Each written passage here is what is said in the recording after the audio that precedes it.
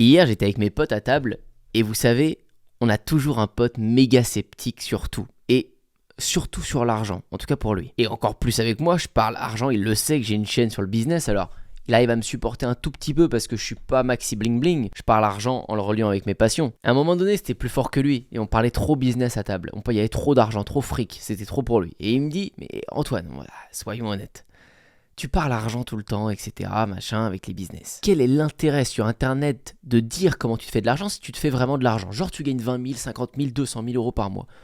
Pourquoi tu t'embêtes à expliquer sur Internet comment tu te fais ces sous-là? Garde l'astuce pour toi, non? Et donc on a eu un bon débat là-dessus parce que moi je lui dis, mais t'as rien compris. Prenons l'exemple de mon run de la semaine dernière. J'ai couru 62 km. Pour la première fois de ma vie, j'avais jamais fait ça. Par la veille, qu'est-ce que j'ai fait? J'ai tapé sur internet comment courir 50 km, 60 km, qu'il faut être préparé, pas préparé, est-ce que ça peut le faire ou pas pour un sportif de mon genre. Et j'ai des mecs dans le running qui m'ont tous conseillé. Il y en a plein des chaînes YouTube qui donnent leurs astuces et leurs conseils. Pourtant, eux, ils courent 60 km ou 100 km.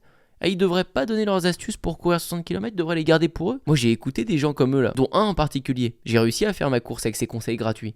T'inquiète pas que demain, si j'ai envie de faire 100 km, il y a de grandes chances que je paye un truc chez lui. Il m'a déjà aidé sans le vouloir, il le sait même pas. Decathlon, Nike, enfin tout ce que tu veux, ils payent ces créateurs de contenu parce qu'ils font des vues dans leur sujet qu'ils maîtrisent. Et donc, eux vont encore se faire payer plus. Et je suis d'accord, pour la niche de l'argent, c'est peut-être encore un petit peu plus tiré par les cheveux. Mais si je montre hier que j'ai gagné en 20 minutes plus de 500 euros sur ce TikTok, parce que TikTok paye pour les vues, tout comme YouTube. Bah oui, t'inquiète pas que cette semaine, là, je suis en train de bosser sur une vidéo YouTube où je fais un montage bien long pour expliquer et décortiquer comment j'ai fait 500 euros à coup sûr sur cette vidéo TikTok. Mais parce que je m'en fiche que 1000 personnes ou 5000 personnes sachent le faire. Ça va pas me porter défaut, on n'est pas dans un business de concurrence. Et la preuve en est, j'ai toujours parlé de toutes mes thématiques. J'ai vendu plein de planches de surf, plein de rampes de skate avec mon pote. Mais j'ai donné mon business. Je serais fou alors du coup pour donner mon business, mais personne m'a jamais volé mon business. Decathlon vendait des planches de surf avant moi. Oxbow et toutes les marques de surf étaient là bien avant moi. Et pourtant, en arrivant bien après, j'ai fait mon beurre. Mais parce qu'on est à une ère de personal branding, les gens s'attachent à une image. Et donc je lui dis, enfin bref, si je me fais 50 000 euros, on va dire, cette année,